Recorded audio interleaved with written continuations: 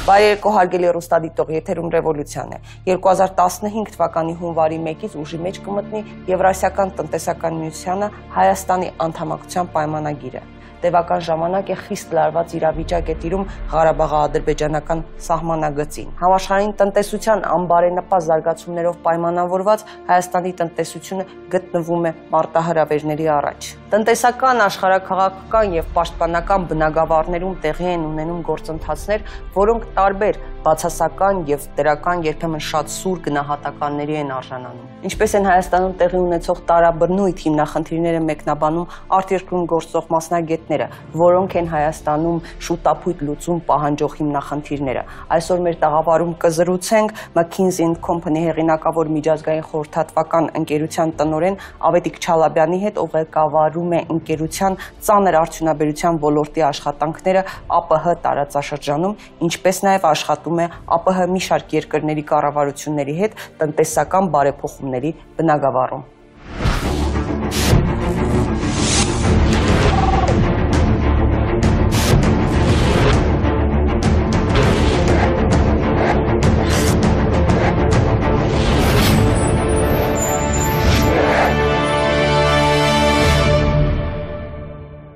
Ավետիք Չալաբյան ծնվել է 1972 թվականին։ 1994 թվականին գերազանցությամբ ավարտել է Երևանի Պետական համալսարանի ֆիզիկայի ֆակուլտետը, 1997 թվականին էլ ֆիզիկայի ֆակուլտետի ասպիրանտուրան։ 1997-ից 99 թվականներին աշխատել է Հայաստանի արդյունաբերության եւ առևտրի նախարարությունում որպես գլխավոր մասնագետ, ապա զբաղեցրել է վարչության պետի պաշտոնը։ 2001 թվականին գերազանցությամբ ավարտել է Հյուսիսային Կարոլինայի համալսարանի գործարար կառավարման ֆակուլտետի մագիստրատուրան, ստացել է MBA տիտղոս, զուգահեռ վերապատրաստում է անցել Նյու Յորքի Solomon Smith Bernie խոշորագույն ինվեստիցիոն բանկում։ 2001 թվականին աշխատանքի է անցել McKinsey & Company հեղինակավոր միջազգային խորհրդատվական ընկերությունում, ուր աշխատում է մինչև այսօր։ 2013 թվականից ընկերության տնօրենն է, ղեկավարում է ընկերության ծանր արդյունաբերության ոլորտի աշխատանքները ԱՊՀ տարածաշրջանում, նաև աշխատում է ԱՊՀ մի շարք երկրների կառավարությունների հետ տնտեսական բարեփոխումների բնագավառում։ 2006 թվականից զբաղվում է ակտիվ հասարակական գործունեությամբ, այդ տարի էլ համախոհների հետ ստեղծել է 5165 ակումբը, որը միավորում է Հայաստանի արդիականացման եւ զարգացման տեսլականի շուրջ համախմբված մտավորականների։ 2008-ից 11 թվականներին հանդիսացել է Հայաստանի ազգային մրցունակության խորհրդի անդամ, իրականացրել է туриզմի զարգացման հայեցակարգի մշակումը, այնուհետև նախաձեռնել եւ համակարգել է արդյունաբերական զարգացման հայեցակարգի մշակումը։ 2012 թվականին համախոհների հետ ստեղծել է Վերադարձ Հայաստան հիմնադրամը, որի առաքելությունն է խրախուսել եւ աջակցել հայրենադարձությանը Հայաստան, հանդիսանում է այդ հիմնադրամի հոգաբարձուների խորհրդի անդամ։ 2014 թվականին համախոհների հետ ստեղծել է Արար հիմնադրամը, որի առաքելությունն է Հայաստանի զարգացման կարևորագույն ուղղություններով հետազոտությունների իրականացումը, ռազմավարական ծրագրերի մշակումն ու իրականացումը, հանդիսանում է այդ հիմնադրամի հոգաբարձուների խորհրդի նախագահ։ Պարբերաբար հանդես է գալիս բանախոսություններով եւ հոդվածներով, զբաղվում է վենչուրային ներդրումներով, ամուսնացած է, ունի 3 զավակ։ Բարերեկո պարոն Չալաբյան, շատ շնորհակալ եմ մեր հրավերն ընդունելու համար։ Ես եմ շնորհակալ։ Պարոն Չալաբյան, ուզում եմ սկսենք ամենաթեժ քննարկվող ցավոտ թեմաներից մեկի մասին խոսել։ Տեղյակ եք նոյեմբերի 12-ին հայ-ադրբեջանական սահմանին տեղի ունեցած դեպքի մասին, զորավարժությունների ժամանակ ադրբեջանական կողմը խոցեց Լեռնային Ղարաբաղի ռազմաօդային ուղղաթիռը եւ տևական ժամանակ չէին կարողանում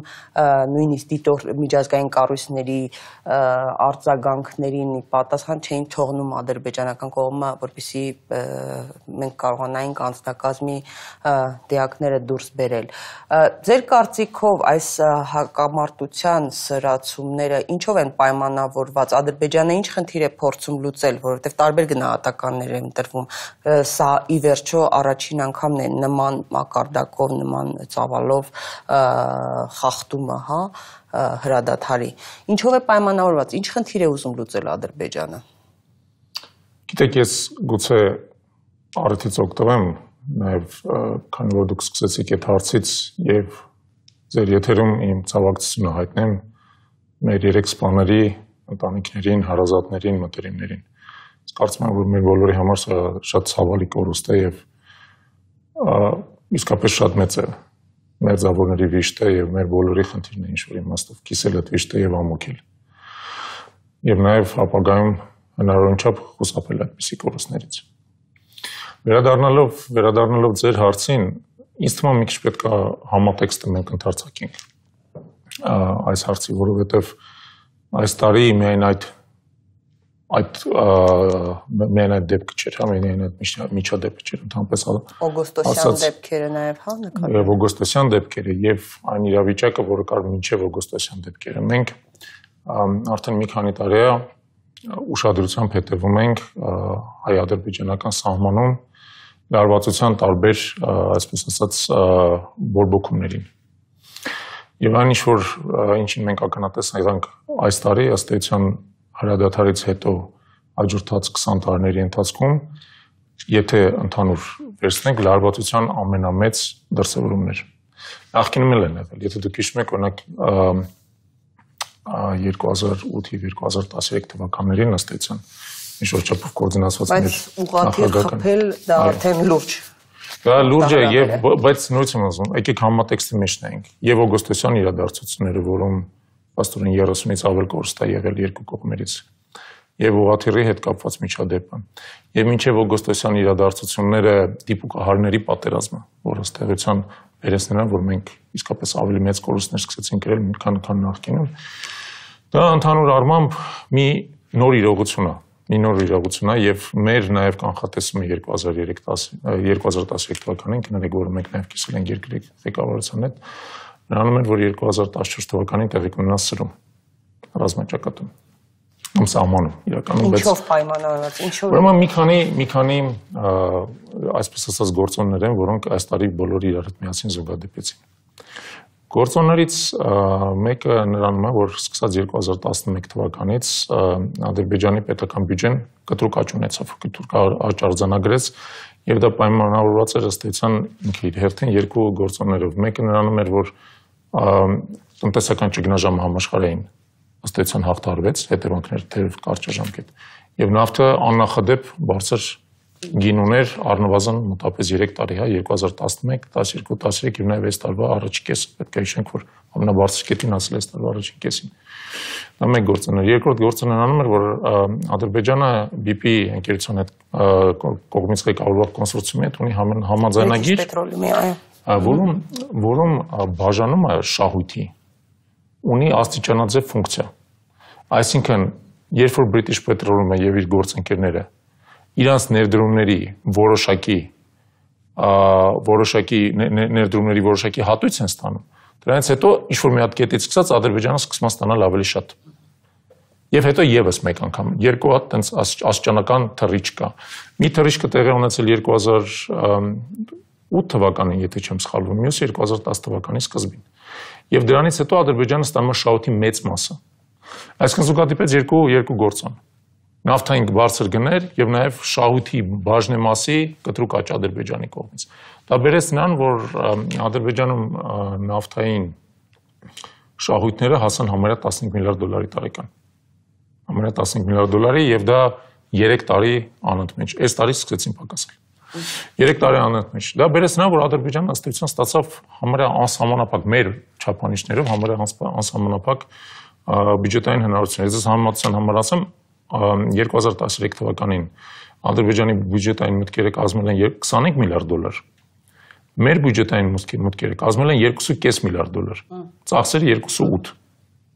Բայց պատկերացնում եք 10 անգամվա մուտքերի տարբերություն եւ մոտավորապես 9 անգամվա ծախսերի տարբերություն։ Դա հսկայական անհամաչափություն ստեղծեց եւ բնականաբար բոլորս հայտնի է, որ Ադրբեջանը այդ մուտքերի զգալի մասը ուղղեց սպառազինությունների մրցավազքին, սպառազինությունների գնմանը եւ 3 տարի անընդհատ սպառազինություններ գնելուց հետո նրա մոտ ստեղծվեց ըստ էության մեր կարծիքով նաեւ թյուր ամբռնում, որ ամեն ինչ կարող է արդեն։ Որ կարելի է ամեն ինչ իրեն թույլ տալ։ Այո, որ կարելի է։ Եվ այսինքն միանգամից Ղարաբաղյան հիմնահարց լուծել, հա, ինքը արդեն։ Չշտապենք, այստեղ չշտապենք, որովհետեւ ինձ թվում է Ադրբեջանի տակտիկան էլ այդքան պարզ չի եւ տակտիկան եւ ռազմավարությունը այդքան պարզ չի։ Հիմա դա առաջին գործոնն էր։ Կա երկրորդ գործոնը։ Հիշենք, որ 2013 թվականը դա ընտրությունների տարի էր եւ Հայաստանում եւ Ադրբեջանում եւ ընդ որում Ադրբեջանում ընտրությունները մոտ կես տարի ավելի ուշացումով էին մեր ընտրությունների հետ եւ եղած իշխանությունը Ադրբեջան կարևոր խնդիր պետք է լուծեր։ Երրորդ անգամ նույն գործող նախագահին ըստ էության վերահաստատելով իշխանության եւ ինչ-որ իմաստով դարձնելով նրան հավերժ նախագահ դրանից հետո։ Եվ նա այդ խնդիրը լուծեց։ Բարձր բանով, տոկոսադրույքներով, բաներով եւ այլն, նա այդ խնդիրը լուծեց եւ քանի այդ խնդիրը լուծված չէր, բնականաբար նա ռազմական ավանցորորենի գնալու ավելի քիչ հնարավորություն ուներ, բայց խնդիրը լուծվելուց հետո Պարզավոր ձմեռը եւս, ասենք թե ռազմական գործողությունների թեժացում որպես կանոն տեղի չունենում, Գարունը անմիջապես երբ որ բացվեց, դա էլ ինչ-որ իմաստով արձակեց իրանց ձեռքերը։ Եվ կար երրորդ գործոնը, բնականաբար, որը բոլորիս հայտնի է, դա ուկրաինական ճգնաժամի հետևանքով Ռուսաստանի աշխարհաքաղաքական մեկուսացումն էր եւ նաեւ ուկրաինական ճգնաժամը փաստորեն կողմ դառնալը նրա, որը շատ կտրուկ սահմանափակեց Ռուսաստանի աշխարհաքաղաքական մանևրի հնարավորությունները։ Նաև մեր տարածաշրջանում, հա, եւ որոշակի ուժերի Ադրբեջանը փորձում է առիթից օգտվել եւ Ռուսաստանի հետ իր հարաբերություններում ճշգրտություն եւ Ռուսաստանի եւ մեր, հասկանում եք, տեսեք, Անդրկովկասում Ռուսաստանը ընդգծված խաղացող է։ Սակայն եթե այդ խաղի հնարավորությունները ավելի սահմանափակ են, որտեղ Ռուսաստանը ստիպված է իր ռեսուրսները բաշխել հիմային ուղղություններով, որ իր համար ավելի գերակա են։ Մասնապես դա ուկրաինական ուղղությունն է առաջի հերթին, բայց նաև սիրիական ուղղությունն է, որում Ռուսաստանը կարևոր խաղացող է, Անդրկովկասում նրա խաղի հնարավորությունները սահմանափակվում են։ Փաստորեն ունեցան 3 գործոն։ Ունեցան 3 գործոն, հա։ Այն, որ Ադրբեջանն ուներ նյութական ռեսուրսներ, այն, որ Ադրբեջանն անցավ ընտրական ցիկլի միջոցով, եւ այն, որ մեր տարածաշրջանում ըստ էության ձևավորվեց որոշակի ուժային վակուում։ Եվ դա բոլորը միասին բերեց նրան, որ Ադրբեջանը որոշեց, այսպես ասած, աստիճանը լարվածության կտրուկ բարձրացնել։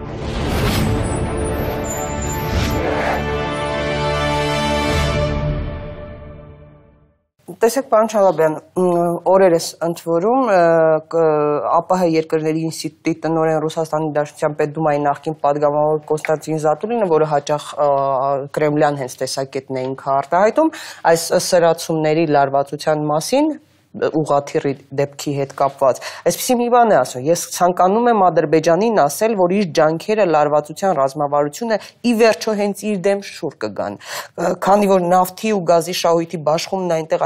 ասիական ձևով է տեղի ունենում, գնում է իշխանության ու նրա մերձավորների գրպանը, պետք չէ ռիսկի դիմել վտանգելով այդ բարօրությունը հանուն երևակայական նպատակների եւ Լեռնային Ղարաբաղի հետ կապված հարցերի։ Ի վերջո, իմ կարծիքով Լեռնային Ղարաբաղի հարցը մեջ հաշվորդ լուծված է, Լեռնային Ղարաբաղը չի հրաժարվի իր անկախությունից, որի ճանաչման համար հայկական կողմը պետք է Ադրբեջանին հանձնի Լեռնային Ղարաբաղի ուժերի կողմից վերահսկվող տարածքները։ Իսկ պատերազմը բավականին անբարենպաստ է, հատկապես Ադրբեջանի համար։ Եվ դրա համար ասում է, որ իրատեսական է քաղաքական կարգավորումը խնդրի, ոչ թե, այսինքն սա կարելի է համարել, որ Ռուսաստանը նաև արդեն զգուշացնում է, որ հասկանալով ինչ է տեղի ունենում։ Գիտեք, իմ կարծիքով Ադրբեջանը չի ձգտում լայնամասշտաբ պատերազմի հիմա ամենայն դեպս։ Ադրբեջանի ռազմավարությունը ինձ թվում է ամենայն դեպս փոքր-ինչ այլ է։ Ունենալով որոշակի ռեսուրսային գերակայություն, նյութական ռեսուրսների գերակայություն, խնդիրը ըստ էության մեր նկատմամբ հոգեբանական ճնշումը ուժեղացնելն է։ Եվ խնդիրը նաև այդ հոգեբանական ճնշումը պրոյեկտելն է միջնորդների։ Ասեմ, միջնորդների վրա նաև պրոյեկտելն է։ Դա կարող է բերի նրան, որ մենք առանց որևէ պատերազմի գնանք զիջումների միակողմանի։ Հասկանալով, որ եթե մենք այդ զիջումների իր կարծիքով, իհարկե իր հաշվարկն է տենց։ Իր հաշվարկն է տենց։ Այսինքն անընդհատ տեղի ունենում մեր նկատմամբ հոգեբանական ճնշման ուժեղացման փորձեր, արկասո առայժմ շատ անհաջող ըստ էության իմիջիալից համագծորեն հակառակ արդյունքով։ Բումերանգ է դա, որը վերադառնում Ադրբեջանին, բայց տեղի ունենում մեր նկատմամբ հոգեբանական ճնշումը ուժեղացնելու փորձեր, որովհետեւ մեզ եւ նաեւ միջնորդներին, որոնք ըստ էության որոշակի չասեմ չեզոքություն են պահպանում, բայց փորձում են հավասարակշռել կողմերին, որովհետեւ այդ հավասարակշռությունը եւ այդ կշեկների նժարը թեքվի Ադրբեջանի կողմը։ Հիմա Զատուլինը իմ կարծիքով ճիշտ է այն իմաստով, որ Ադրբեջանի հաշվարկները սխալ են։ Մենք առանձին կխոսենք նրա մասին, ինչու են Ադրբեջանի ֆենոմենի եւ ոչ միայն առանձին կխոսենք ինչու են իմ կարծիքով Ադրբեջանի հաշվարկները սխալ։ Բայց ես կարծում եմ, որ Զատուլինը ինչ որ իմաստով նաև կոնֆլիկտի խաղաղ կարգավորման մասին էլ ունի, ինձ թվում է մի քիչ թյուր պատկերացումներ։ Կոնֆլիկտի խաղաղ կարգավորում որպես այդպեսին մոտակա ժամանակներում չի լինել։ Չի լինելու, որովհետև մենք կողմ չունենք, որի հետ կարողանանք խաղաղ կարգավորում հասնենք։ Ադրբեջանը չի ձգտում խաղաղ կարգավորման։ Նա էլ չունի խնդիր խաղաղ կարգավորման, ինչի որովհետև խաղաղ կարգավորումը ենթադրում է իսկապես որոշակի կոմպրոմիս։ Որոշակի զիջումներ ամեն կողմից եւ ըստ էության փոխզիջումային որոշակի շատ բարդ փաթեթի միջոց, շատ բարդ փաթեթ։ Որովհետև ինքը կոնֆլիկտը շատ բարդ է։ Եվ ինչքան կոնֆլիկտը ավելի բարդ է, այնքան կարգավորումն է ավելի բարդ։ Կարգավորումը կախված է բազմաթիվ տարերից, եւ եթե մի տարը խախտվում է, մնացածը բոլորը շղթայական, այսպես ասած, ռեակցիայով սկսում են խախտվել։ Մենք բոլորս մտածում ենք խաղաղության մասին, կուզենանք խաղաղություն, բայց պետք է հասկանալ, որ խաղաղության հասնելու ճանապարհը երկար է շատ լինելու։ Եվ այդ կարգավորման մոդելը ձևակերպել եւ դրա շուրջ համաձայնության հասնել շատ մակարդակներով։ Հայաստանի, Ադրբեջանի իշխանության, Հայաստանի, Ադրբեջանի հասարակության, տարածաշրջանային խաղացողների, գլոբալ խաղացողների, դա շատ բարդ է, որովհետեւ իրենց շահերը երբեք չեն համընկնում մինչեւ վերջ։ Այսինքն տեսեք, իմիջիայլոց որ եթե նայենք փորձառությունը, հա, կոնֆլիկտի խաղաղ կարգավորում, օրինակ, եղել ունեցել Բոսնիայում։ Հա, սրանց մոտ 15 տարի առաջ, եթե չեմ սխալվում։ Կոնֆլիկտի խաղաղ կարգավորումը Բոսնիայում պահանջեց ընդգծված պարտադրանք երկու կողմերի վրա, եւ բոսնիական սերբերի եւ մուսուլմանախորվաթական կոնֆեդերացիայի նկատմամբ։ Պարտադրանք Միացյալ Նահանգների, Հյուսատլանտյան ալյանսի, նրանց եվրոպական դաշնակիցների ռազմական ուժերի ըստ էության ներկայության ռմբակոծությունների եւ այլնի տեսքով։ Այստեղ իսկապես այսօրվա վիճակում կոնֆլիկտի կարգավորումը հնարավոր է միայն ընդգծված ուժային պարտադրանքի պայմաններում։ Կողմից։ Միջնորդների։ Միջնորդ երկրների եւ ԵՀԿ-ի կողմից ավելի ընդարձակ իմաստով։ Բայց ԵՀԿ-ն առայժմ հանդես չի գալիս այդ պարտադրանքը իրականացնելու ընդգծված եւ ներքին կոնսոլիդացված ցանկությամբ։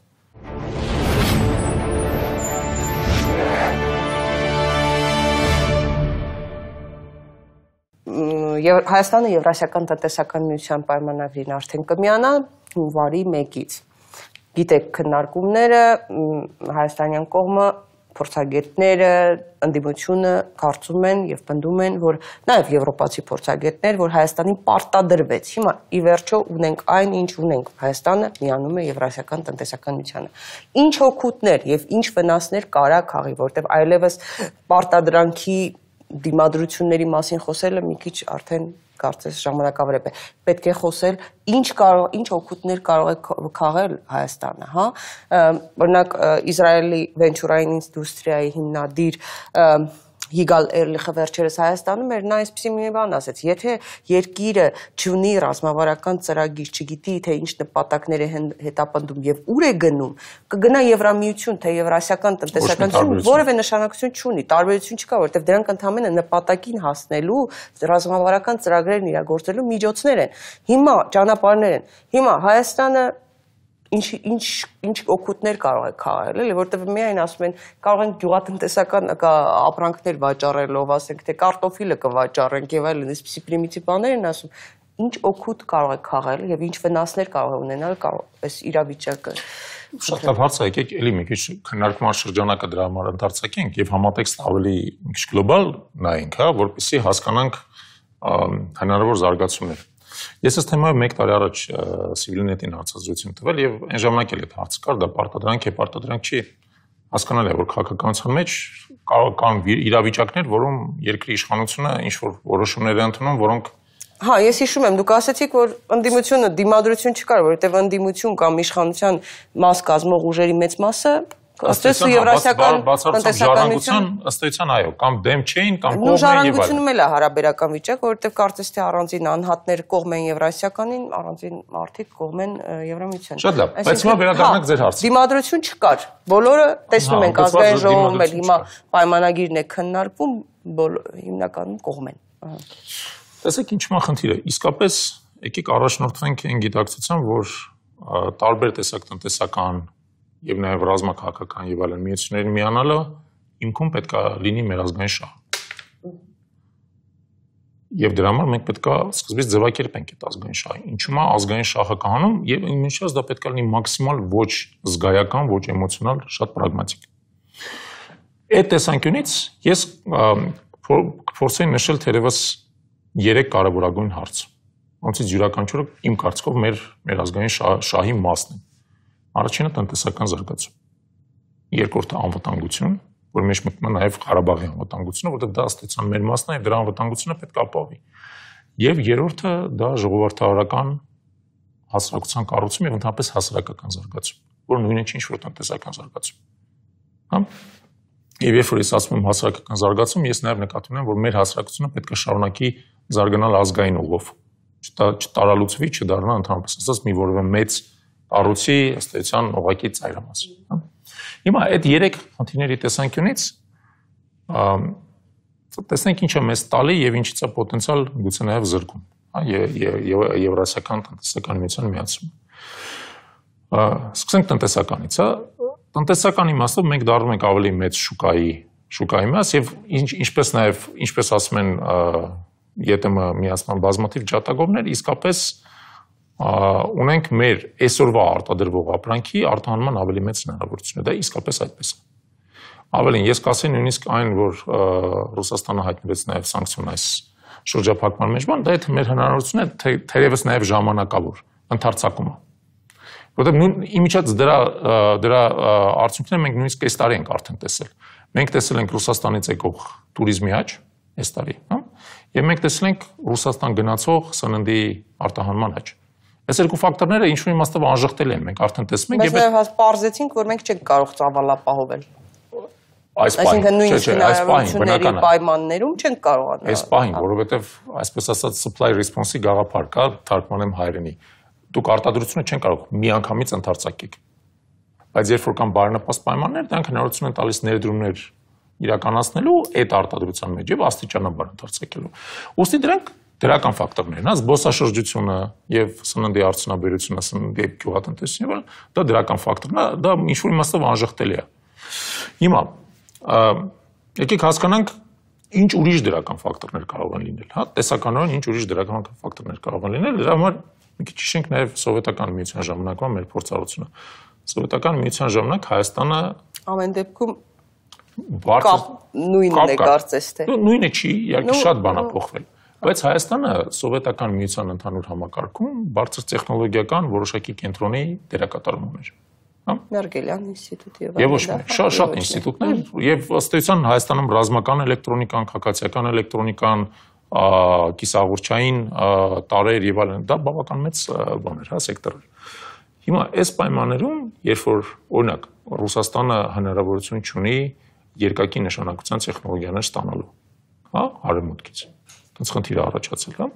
Հայաստանը կարող է դառնալ այն հարթակը, որի շուրջը ըստ էության Ռուսաստանը եւ արևմուտքը կան կոմպրոմիսի, որ որոշակի տեխնոլոգիական լուծումներ զարգացվում են այստեղ։ Ես դրա օրինակը ձեզ ասեմ, դա չի վերաբերում բարձր տեխնոլոգիային, այլ վերաբերում է տվյալ դեպքում էներգետիկային, հա։ Երևանի ջեկը, դա ինչ-որ իմաստով արևմուտքի եւ Իրանի միջև կոմպրոմիս է։ Դուք գիտեք, չէ՞, որ մենք ստանում ենք Իրանից գազ, էներգիայի մեծ մասը տալիս ենք Իրանին, ինչ-որ մի մասը մտնում է մեր էներգահամակարգ։ Հիմա հարց առաջանում է, ինչի ընդհանրապես Իրանը ինչի չէր կարող իր տարածքում կառուցել նույն էլեկտրակայանը եւ ըստ էության գազը տրանսպորտային ծախսերով չբերեր չհասցներ Երևան, էլեկտրականությունն էլ եւս կորուստներով չտաներ հետ Իրան։ Շատ պարզ, որովհետեւ այդ կայանը բարձր տեխնոլոգիական կայան է, այսպես ասած գազա ռուսերեն բառն եմ մտածում, բայց գազագոլորշիային, այսինքն երկակի տուրբինա, ճապոնական տեխնոլոգիա, որը պարզապես Իրանին չէր տրվի, իսկ մեզ տրվեց։ Հա, եւ դա աշխատող ըստ էության կարևոր բավական իմիջիալից կառույց է, դա բավական քանակությամբ աշխատատեր է ապահովում եւ մեզ էլ ըստ էության էներգետիկ որոշակի հնարավորություններ տալիս։ Եվ տեխնոլոգիական առումով Հայաստանում գործող ամենաառաջատար լավագույն էլեկտրակայանն է նաեւ, հա։ Հիմա այդ կարգի տարբերակներ մենք պետք է որոնենք շատ ակտիվ։ Ինչպիսի տեխնոլոգիական հնարավորություններ կարելի է տեղակայել Հայաստանում, որոնք այլապես, եթե չլիներ օրինակ սանկցիաների ռեժիմը, կգնային Ռուսաստանին, որտեղ պետք է Ռուսաստանի շուկային։ Բայց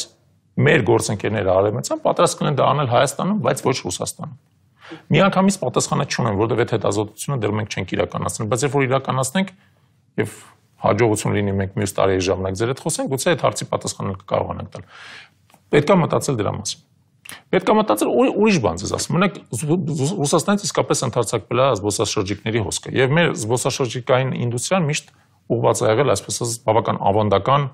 մոդելի վրա, հա, այսինքն մեր մշակութային ժառանգության, բնության եւ այլնի վրա։ Բայց այս պայմաններում օրինակ չի բացառվում, որ Մենք նույնիսկ հասարակական զուգարաններ չունենք, ասենք, մենք խոսում ենք туриզմի զարգացումից, էկոզուգարաններ, այդ հայտնի։ Ունենք, կարող ենք, բայց մենք կարող ենք զարգացնել նաև туриզմի ուրիշ սեգմենտներ։ Չեն աշխատում, էկոզուգարաններն էլ չեն աշխատում։ Բայց այդ բոլորը տեխնիկական հարցեր է։ Ես հիմա փորձում եմ ավելի ընդարձակ նայել դրա վրա, հա։ Մենք օրինակ տեսեք, նույն Դուբայը դա հսկայական առևտրային туриզմի կենտրոն է։ Հիմա մենք կարող ենք դառնալ նաև առևտրային туриզմի կենտրոն, չէ՞, երբ ռուսական զբոսաշրջիկը ստեղ գալիս է ոչ միայն հանգստանալու, այլ իր համար կոստյում առնելու, հա, ենթադրենք, իր համար ենթադրենք Թանկա Դուբայից ավելի էժան է։ Գիտեք, ոնց է, բայց Դուբայ ինքը չի կարող գնա հասնի, իսկ Երևան կարողանում է գա, որովհետև Երևանը մոտ է, էժան է, վիզա պետք չի եւ այլն։ Այդպես խնդիրներ կա։ Այսինքն ես ուզում եմ ասեմ, որ եթե մենք նայում ենք հենց ռուսական շուկան որպես թիրախ, ռուսական շուկայի հետ հնարավորությունները շատ ավելի մեծ են, քան այնտեղ կարտոֆիլ վաճառելը։ Ուղղակի հնարավորությունները պետք է շատ լուրջ զբաղվել։ Պարոն Չալաբյան, քանի որ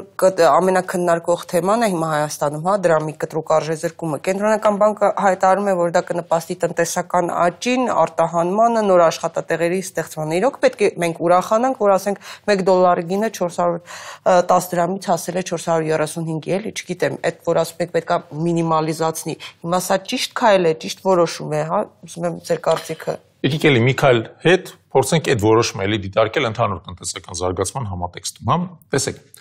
նախ ճիշտ է այն իմաստով, որ մենք պետք է ունենանք ավելի ճկուն քաղաքականություն եւ դրամի արժեքը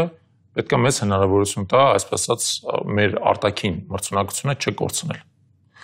Ճիշտ չէ այն իմաստով, որ դա տեղի ունեցավ կտրուկ։ Ես կարծում եմ, որ արժեզրկումը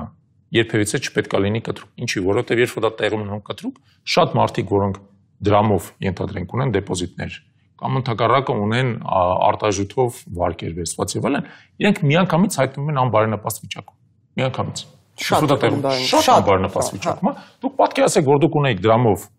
դեպոզիտ եւ ըստ դա 5%-ով մի օրվա մեջ արժեզրկվեց։ Հիշեցնեմ ձեզ, որ 2009 թվականին, երբ որ դա տեղի ունեցավ 20%-ով։ Մինչև այդ կենտրոնական բանկը ամեն օր ըստ էության բավական մեծ քանակությամբ նույն կարծես շուկա որպեսի պահեր, հետո մի օրվա մեջ որոշում ընդունեց 310 դրամից 370 դրամ։ Դե հիմա այդ անհանգստությունը դա հիշելով կա էլի, որ կարող է նույն process-ը։ Ես կարծում եմ, որ այստեղ կարևորը հետևյալն է, որ նախ եւ առաջ կենտրոնական բանկը եթե նույնիսկ արժեզրկում տեղի ունենում եւ արժեզրկումը պետք է հիշել, որ դա բոլոր դեպքում շուկայական process է, հա, դա առաջարկի, արտարժույթի առաջարկի եւ պահանջարկի փոխազդեցության արդյունքում է ձևավորվում, հա։ Եթե նա նույնիսկ դրամը պետք է արժեզրկվի, իսկ դրամը անխուսափելիորեն պետք է որոշակի քանակությամբ արժեզրկվի, որտեղ ասում եմ, տարվա ընթացքում արժևորվել է բոլորի նկատմամբ, դա էլ նորմալ չի։ Հա, դա մեր մրցունակությունը պակասել է։ Այդ process-ը պետք է լինի այնուամենայնիվ ավելի սահուն։ Եվ այն մարդիկ, որոնք ունեն դրամային դեպոզիտներ կամ ունեն արտաժույթային վարկեր, նրանք հնարավորություն պետք է ունենան, ենթադրենք, դրամային դեպոզիտը հանել, անցնել արժութային դեպոզիտի, դոլարային վարկը ռեստրուկտուրիզացիա անել, անցնել դրամային վարկի եւ այլն։ Կենտրոնական բանկը դա այդ իմաստով պետք է օգնի, բայց դա միջոցներ է պահանջում։ Դա նշանակում է կենտրոնական բանկը շուկայում անդադ պետք է արտաժույթ վաճառի, որպեսզի մեղմի այդ process-ը։ Բայց իմ կարծիքով դա կլիներ ամենաճիշտը։ Դա կլիներ այս վիճակում ավելի ճիշտ։ Պարոն Չալաբյան, եւ վերջին հարցը, իհարկե շատ թեմաներ կան, որ կուզեի ավելի մանրամասն խոսենք, բայց առիթներ կունենանք դեռ զրուցելու մեր տաղավարում։ Վերջին հարցը մի շատ կարևոր, քանի որ այս օրերին հեռուստամարաթոններ տեղի ունենում դարձյալ եւ գումար էր հանգանակվում, հա, ամբողջ հայությունը գումար էր հանգանակում ճանապարհների համար, տարբեր խնդիրներ լուծելու համար Լեռնային Ղարաբաղում։ Մի այսպիսի հարց եմ ուզում տալ, որովհետև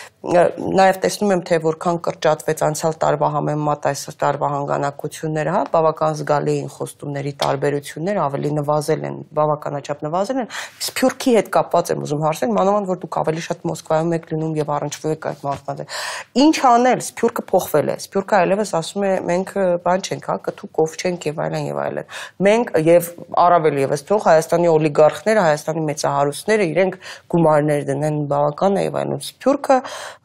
փոխվել է եւ իր ներսում եւ արդեն Հայաստանի հետ փոխհարաբերություն։ Ինչպես անել, որ սփյուռքահայի համար Հայաստանը դառնա գրավիչ երկիր, տարական բան բիզնեսներ ծավալելու, հա, եւ շահույթ ունենալու, որպեսզի դառնա գրավիչ երկիր, ընդհանրապես ոչ թե հանուն Մասիս Սարի, հանուն հայրենիքի, հանուն պապերի կանչի, այլ այդ հանուններից, այդ էմոցիոնալ բանը թողնել եւ տարական բան իսկապես դառնա բարենպաստ երկիր բիզնես սկսելու համար։ Ինչ պետք է անել։ Մի քանի կետով խնդրում եմ։ Կարծում եմ, որ դուք շատ կարևոր հարց եք բարձրացնում եւ ինչ-որ իմաստով նույնիսկ պետք է հասկանալ ինչ նշանակում սփյուռք։ Որտեղ սփյուռքը ինչ-որ իմաստով ավանդաբար ձևավորված համայնքային կառույցներ են, որոնց մասին մենք միշտ մտածել ենք որպես սփյուռք, հա, բայց պետք է հաշվի առնել հետեւյալը, որ Հայաստանի անկախացումից ի վեր ըստ էության արդեն 1 սերունդ արդեն փոխվել է սփյուռքում։ Մի սերունդի կյանք անցել արդեն, հա։ Հիմա սփյուռքի, այսպես ասած, դերակատարները հիմնական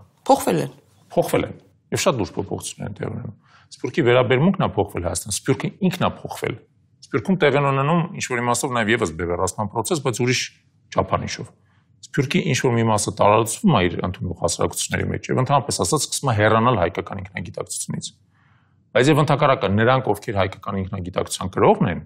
նրանց մոտ հայկական ինքնագիտակցությունը դառնում է ավելի ընդգծված, ավելի հստակ ձևավորված եւ իրենց հայկական ինքնագիտակցությունը արդեն նոստալգիկ չի։ Հայաստանը արդեն այդ ձեր ասած իսկապես Արադ լեռի տեսարանը չի եւ Մաթենադարան չի։ Հայաստանը արդեն իրական երկիր է եւ շատերը մասնավորապես նաեւ իմ շրջապատում։ Ես ինքս ինձ սփյուռք չեմ համարում, չնայած Մոսկվայում ապրում։ Դուք Հայաստանի Հանրապետության շատ ծրագրերով կապված եք, այո։ Եվ ես ավելի շատ համարում եմ ինձ հայաստանցի, որ աշխատում է դրսում։ Բայց շատերը իմ շրջապատում ավելի շատ սփյուռք են այդ դրամապանությամբ։ Իրանց համար Հայաստանի հետ կապը դառնում է շատ ավելի անմիջական, ավելի գործնական, ավելի առօրյա, հա։ Եվ այդ իմաստով իրանց մաշկի վրա զգում են բոլոր այն խնդիրները կամ խնդիրների զգալի մասը, որ իրա վրա զգում է հայաստանցին։ Եվ այդ իմաստով այն սփյուռքի այն հատվածը, որ Հայաստանի հետ կապված է, Հայաստանից պահանջում է նույնը, ինչ որ հայաստանցին նաև, հա, ավելի թափանցիկ բիզնեսի միջավայր։ Ավելի հասկանալի պետական քաղաքականություն կրթության հետ կապված, բիզնեսի հետ կապված, արդարադատության հետ կապված, պահանջում է Հայաստանի անվտանգություն, հա։ Այսինքն այն ամեն ինչը, որը Երևանում ապրողն է պահանջում, Գյումրիում ապրողն է պահանջում, ենթադրենք Տավուշում ապրողն է պահանջում։ Այդ իմաստով մեզ սփյուռքին պետք է սկսել դիտարկել սփյուռքի ակտիվ մասին, հա, ոչ թե սփյուռքին ընդհանրապես, այս սփյուռքի Հայաստանի հետ կապված մասին պետք է սկսել դիտարկել որպես մեր երկրի ինչ-որ իմաստով արտաքին օղակ, հա, ընդարձակված տեսակի։ Իմիջիայլոց պետք է նկատի ունենալ հետևյալը. մեր Հայաստանի Հանրապետության տարբեր հաշվարկներով 300-ից 400,000 քաղաքացիներ են նաև դուրս ապրում։ Ինպես 300-ից 400,000 մարդ է դուրս ապրում, որը հայկական անձնագիր ունի, Հայաստանի Հանրապետության, բայց ապրում է դուրս է։ Իսկ այնտենց դա այսպես կոնցենտրիկ օղակներ է, հա, Հայաստանի քաղաքացիներ, որոնք ապրում են Հայաստանում, Հայաստանի քաղաքացիներ, որոնք ապրում են Հայաստանից դուրս, այլ երկրների քաղաքացիներ, որոնք ապրում են Հայաստանից դուրս, բայց Հայաստանի հետ կապված են եւ այլն։ Մեզ պետք է դա դիտարկել որպես մի ամբողջական համակարգ։ Մի ամբողջական համակարգ եւ այդ ամբողջական համակարգը պետք է աշխատի այս երկրի վրա, այս երկրի համար, այս երկրի զարգացման համար, բայց դրա համար պետք է լուծել այն խնդիրները, որը նաև ձեզ է պետք։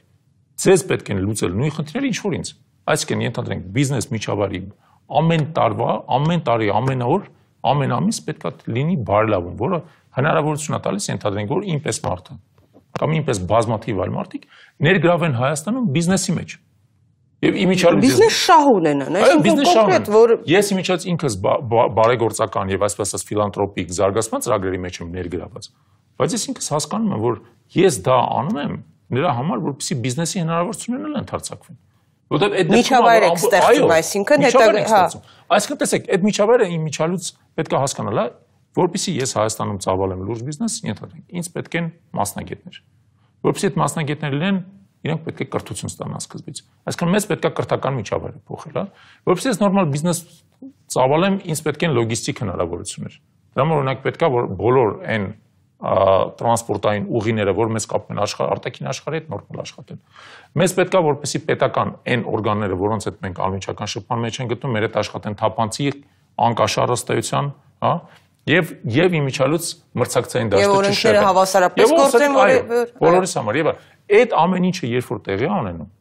այն մարդը, որ գտնում է սփյուռքում, դառնում է նույն ձևի մեր համակարգի խաղացող,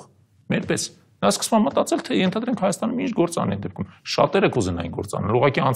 անցյալի դարը փորձառությունը մարդկանց խանգարում է։ Բայց մենք նաև տեսնում ենք մեր այս վերջի մի քանի տարիների ընթացքում ինչպես են սփյուռքից անհատներ գալիս Հայաստանում արդեն ինչ-որ իմաստով այդ անցյալի փորձը յուրացնելուց հետո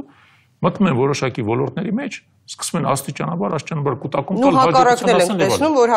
նաև հիասթափում գնում են։ Դրական ես ձեզ ասեմ, էլի դուք գիտեք, որ ես նաև վերադարձ Հայաստան հիմնադրամի ղեկավարն ես մեկն եմ։ Դրական փորձ մենք բավական շատ ենք տեսնում եւ դա մեզ ողջևորում է։ Դա բայց չի նշանակում, որ պետք է հանգստանալ, հա։ Սփյուռքի նախարարության Արիտուն ծրագրի գործին չեք խփում։ Մենք, ես ես ասեմ, ինչա Սփյուռքի նախարարության Արիտուն ծրագիրը մեզ շատ լավ լրացնում է այն գործը, որ մենք անում ենք, որովհետեւ Սփյուռքի նախարարության Արիտուն ծրագիրը դա երեխաների հետ կապված ծրագիր է։ Եվ ինչա շատ դրական եւ գովելի ծրագիր է։ Բայց շատ լավ կլիներ, որ այդ ծրագրերը վերաբերվեին նաև այդ նույն ձեր ասած գործարարներին, ունեք Սփյուռքի նախարարությունը պարբերաբար գործարարների հավաքներ է կազմակերպում, բայց այդ հավաքներից լիքը խնդիր է ծննում, նրանք չեն կարող, դու բիզնեսմենին չես կարող կերակրել նրանով, որ գիտես ինչ լավ կլինի եւ այլն, որովհետեւ նրանք տեսնում են նաեւ ուրիշ օրինակներ, երբ որ իրենց խապված են զգում, քծված են զգում, այսպես ասենք, հա, երևանյան տեսնում են դատարաններում ինչ է տեղի ունենում եւ այլն, այսինքն դրանք օրինակներ են, որոնք այդ օրինակներին կոնկրետ անդրադառնամ, որովհետեւ մենք այդ օրինակներն էլ ենք հա դիտարկում։ Մենք մեր երկրի տարածքում իրավական դաշտի բավական մեծ, այսպես ասած, եւ ձևախեղումներ ունենք, հա։ Եվ մենք ունենք զուտ օրենսդրական բացթողումներ, այսինքն եւ օրենսդրությունն է բավական թերի, բայց առաջին հերթին այդ օրենսդրության կիրարկումը շատ թերի է, որովհետեւ եւ դատարանները։ Մեր օրենքները այդքան էլ վատը չեն, երբ որ այդքան էլ լավն էլ չեն, նաեւ ասեմ ձեզ, մենք հավատում ենք դրա, որ օրենքները լավն են, բայց վատը։ Բայց իսկապես համաձայն եմ ձեր հետ, որ ամենամեծ խնդիրը դա օրենքի կիրառումն է երկրի տարածքում, որը հավասարապես չի կիրառվում բոլորի նկատմամբ։ Այո, եւ դա ամենամեծ խնդիրն է աստեցան։ Իշխանության արժեվ, եթե դա դու որ իշխանության նաեւ որոշ արերքը դիտեն մեր հաղորդումը, դրվող ամենամեծ խնդիրը մեր կողմից դա աստիճանաբար օրենքի հավասար թափանցիկ արդար դաշտի ստեղծումը երկրի տարածքում։ Իմիջիայլոց ոչ միայն բիզնեսի հետ կապված, ամեն ինչի հետ կապված, քաղաքացիական իրավունքի հետ կապված, քրեական իրավունքի հետ կապված, բայց մասնավորապես բիզնեսի հետ կապված։ Օրենքի հավասար դաշտը, օրենքի թափանցիկությունը, պետական գործունեության եւ բիզնեսի շահերի բաժանումը իրարից ստացան կարևորագույն խնդիրն է, որ մեզ պետք է լուծել։ Եթե մենք առաջիկա տարիների ընթացքում այդ խնդիրը համենայն դեպս չասեմ լուծենք, բայց զգալի առաջընթաց արձանագրենք։ Ես կարծում եմ, որ նաև Ադրբեջանի հետ կապված մեր հարաբերություններում, ԵՏՄ-ի հետ կապված մեր հարաբերություններում, մեր գործընկերների հետ կապված մենք ունենանք շատ կարևորագույն հաղթատուղթ, կարևորագույն, որովհետև մենք կդառնանք այս տարածաշրջանի ամենադինամիկ, արագ զարգացող երկիրը, ամենաարդյունավետ երկիրը։ Դրա համար մեզ պետք է իսկապես ներսում օրենքի իշխանություն, օրենքի գերակայություն, թափանցիկություն եւ արդարություն։ Շնորհակալ եմ պարոն Չալաբյան, իսկապես շատ հետաքրքիր զրույց էր եւ վստահ եմ մենք առիթ կունենանք դեռ քննարկելու տարբեր հարցեր կամ մեզ հարցերից բխող ենթահարցեր։ Իդեպ Սինգապուրյան հրաշքի հեղինակ Լի Կուան Յուն երբ որ եկավ Հայաստան, մի հարց տվեց մեր պաշտոնյաներին, ովքեր զբաղվում են, հա, երկրի հարցերով այդպես կարևոր մարդը։ Ուզում եք անել։ Իրենք այդ հարցը իրենց տվել են։ Սկսեք ձեզանից։ Այդ հարցը դեռ լիարժեք պատասխան Հայաստանում չի ստացել։ Շնորհակալ եմ։ Հարգելի հեռուստադիտող, այսօր այսքանը, կհանդիպենք հաջորդ կիրակի։ Բարի գիշեր։